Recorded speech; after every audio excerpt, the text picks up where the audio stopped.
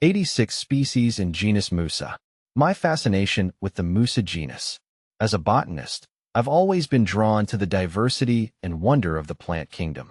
But there's one genus that holds a special place in my heart, Musa.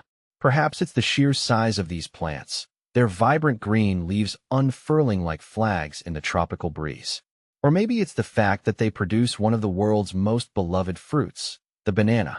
Whatever the reason, I find myself endlessly fascinated by these botanical giants. Unpacking the Musa genus. Musa is a genus of flowering plants in the Musaceae family. These plants are native to tropical regions of Africa, Asia, and Australia, and they're known for their large, paddle-shaped leaves and fleshy, elongated fruits. While we often call them banana trees, they're technically herbaceous plants. Their trunk is actually a pseudostem, formed by the tightly packed bases of their leaves. This pseudostem can reach heights of up to 20 feet, creating an imposing presence in the tropical landscape. But it's the fruit of the Musa genus that truly captures our attention. Bananas and plantains, staples in many diets worldwide, are packed with nutrients and energy. From the sweet Cavendish banana to the starchy plantain, there's a Musa fruit to suit every palate. A diverse family. The Musa genus is surprisingly diverse, with over 80 recognized species. Here are just a few examples. Musa acuminata, one of the ancestors of the modern banana. This species is native to Southeast Asia. Musa balbigiana, another ancestor of the modern banana. This species is known for its starchy fruits. Musa baju, this cold-hardy species is native to Japan and is often grown as an ornamental plant. Musa textilis, this species, native to the Philippines, is the source of abaca fiber, used in making ropes and textiles. Musa ornata. This ornamental species is prized for its showy pink bracts. See full list at monsteraholic.com.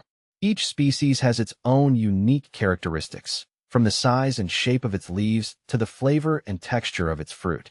This diversity is a testament to the adaptability of the Musa genus and its ability to thrive in a variety of environments. More than just a fruit.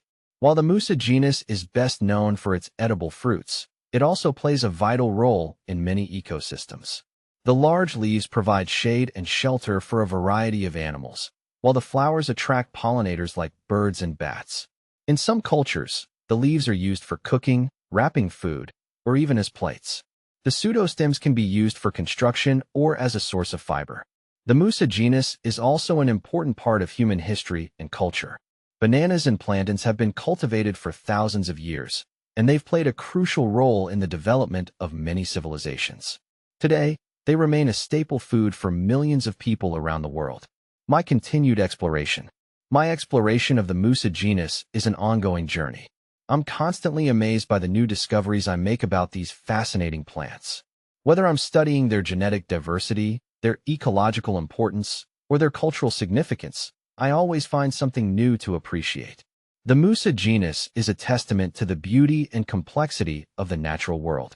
It's a reminder that even the most familiar plants can hold hidden wonders, waiting to be discovered.